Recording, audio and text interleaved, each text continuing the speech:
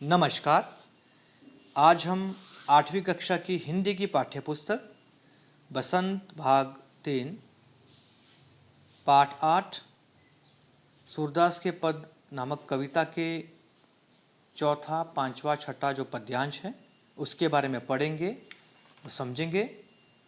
आपसे निवेदन है कि आप वीडियो को पूरा देखें।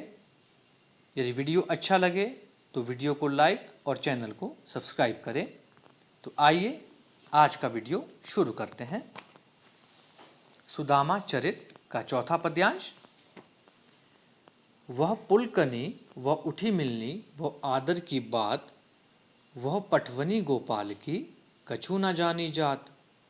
घर घर कर ओढ़त फिरे तनक दही के काज, कहा भयो जो अब भयो हरि को राज समाज।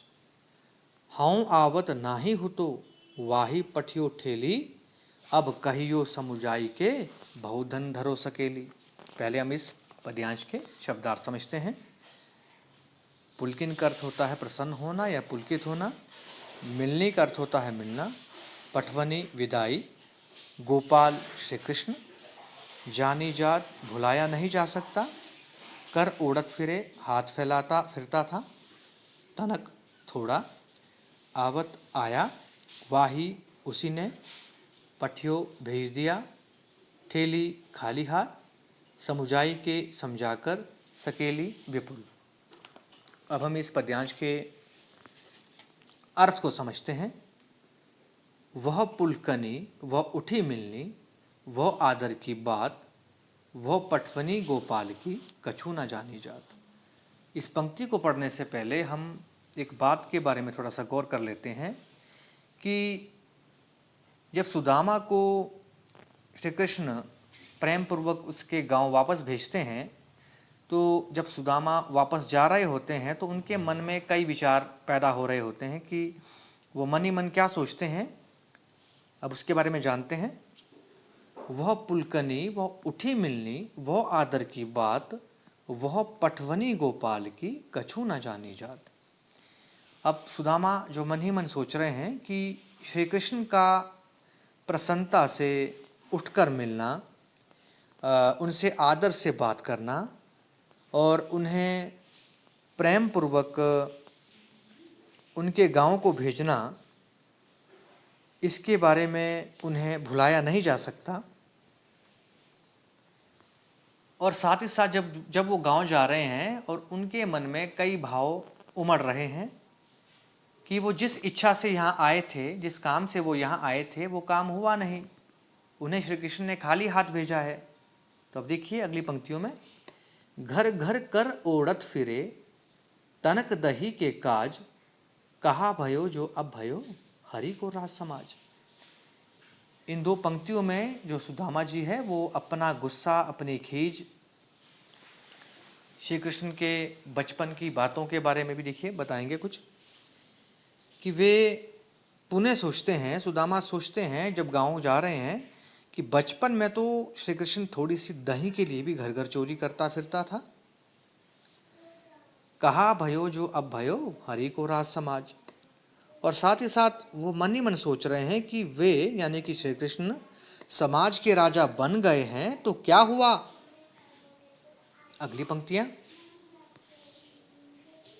हाँ आवत नाही हो तो वाही पठियो ठेली, अब कहियो समुझाई के बहुधन धरो सकेली। इस पंक्ति में कवि कहता है कि मैं तो यहाँ आना ही नहीं चाहता था, किंतु मेरी पत्नी ने ही मुझे यहाँ जिद करके भेजा था। अब कहियो समुझाई के बहुधन धरो सकेली। अब इस पंक्ति में कवि कहता है कि अब मैं उसे जाकर कहूँगा कि श्री कृष्ण ने बहुत सा धन दे दिया है, अब तुम इसे संभाल कर रखो। यानी कि इस पद्यांश में कवि ने सुदामा की जो खीज है उसको व्यक्त किया है कि जिस उद्देश्य से वो वहाँ आए थे वो उद्देश्य उनका पूरा हुआ नहीं। अब देखते हैं अगले पद्यांश में। वैसो ही राज समाज बने गजबाजी घने मन संभ्रम छायो, कहंदो परियो कहू मार्ग भूली कि फेरी के मैं अब द्वारका आयो। भौन भी लोकी भी क्यों मन लोचत सोचत ही सब गांव मझायो, पूछत पांडे फिरे सब सो, पर झोपड़ी को कहूँ खोज न पायो। पहले हम इस पद्यांश के अर्थ को समझते हैं, शब्दार्थ को समझते हैं।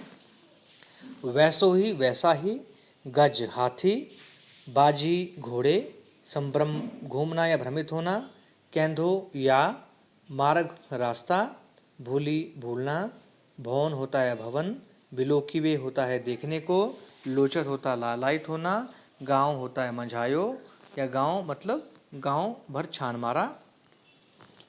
अब हम इसके अर्थ को समझते हैं। वैसो ही राज समाज बने, गज बाजी गने मन संभ्रम छायो, कहंदो परियो कहूँ मार्ग भूली, कि फेरी के में अब द्वारका आयो।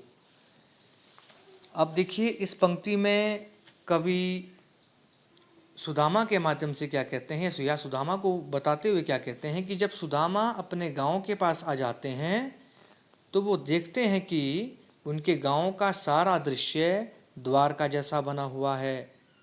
उसी प्रकार से बहुत से हाथी व घोड़ों को देखकर उसका मन घूम गया।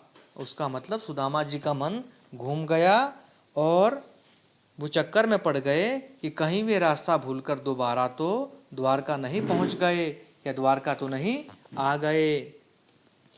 भवन बिलोकिब, भवन बिलोकिबी को मन लोचत, सोचत ही सब गांव मझायो।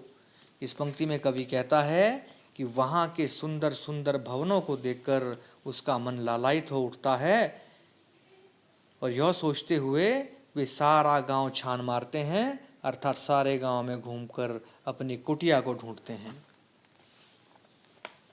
अगली पंक्ति, पूछत पांडे फिरे सब सो, पर झोंपड़ी को कहूँ खोज न पायो।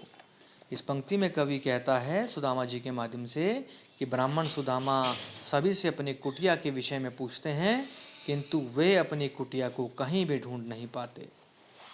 कहने का मतलब है, कहने का तात्पर्य है कि अब जो उनकी जो झोंपड़ी है, जो कुटिया है, वो महल में बदल चुकी है, महल में परिवर्तित हो चुकी है।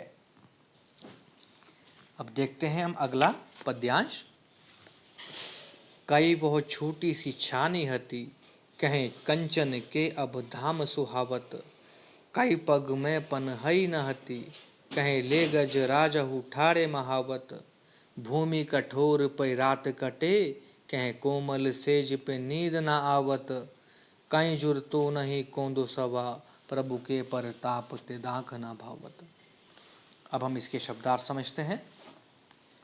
कहीं कहाँ, छानी झोंपड़ी, कंचन सोने या सोना, धाम भवन, पग पाँव, पनई ज्योति, गजराजहु हाथियों को लेकर, महावत हाथी की सवारी करवाने वाला, कठोर सख्त, सेज बिस्तर, जुड़तो जुड़ना या प्राप्त होना, कोदो मोटा, सवा अनाज, प्रताप कृपा, ना भावत अच्छा ना लगना।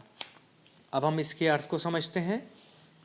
कहीं वो छोटी सी छानी हती, कह कंचन के अब धाम सुहावत। कवि सुदामा के पूछने पे बताता है कि उसकी जो टूटी सी झोंपड़ी थी, जो टूटी सी कुटिया थी, उसके स्थान पर ही ये सोने के महल बने हुए हैं। कै पग में पनहई न हती, कहाँ ले गज राजहु ठाड़े महावत। इस पंक्ति में कवि कहता है कि जहाँ पहले उनके पाँव में पहनने के लिए जूती नहीं होती थी, अब वहाँ उनकी सवारी के लिए महावत हाथी लेकर खड़े हुए हैं। भूमि कठोर पे रात कटे, कह कोमल सेज पे नींद न आवत। इस पंक्ति के माध्यम से कवि सुदामा जी से कहते हैं कि जहाँ पहले उनकी सारी रात कठोर धरती पर कटती थी, अब वहाँ सेज बिछे हुए हैं, अर्थात उन पर भी उन्हें नींद नहीं आती। अगली पंक्ति में देखिए, कहीं जुर्तो नहीं कोंदो सवा, प्रभु के परताप ते दाख ना भावत।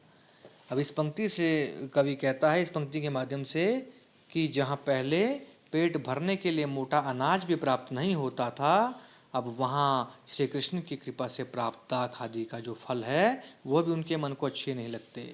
यानी कि श्री कृष्ण ने कुछ ना कहकर भी सुदामा को अपार धन दौलत देकर अपनी मित्रता की लाज रखी। धन्यवाद।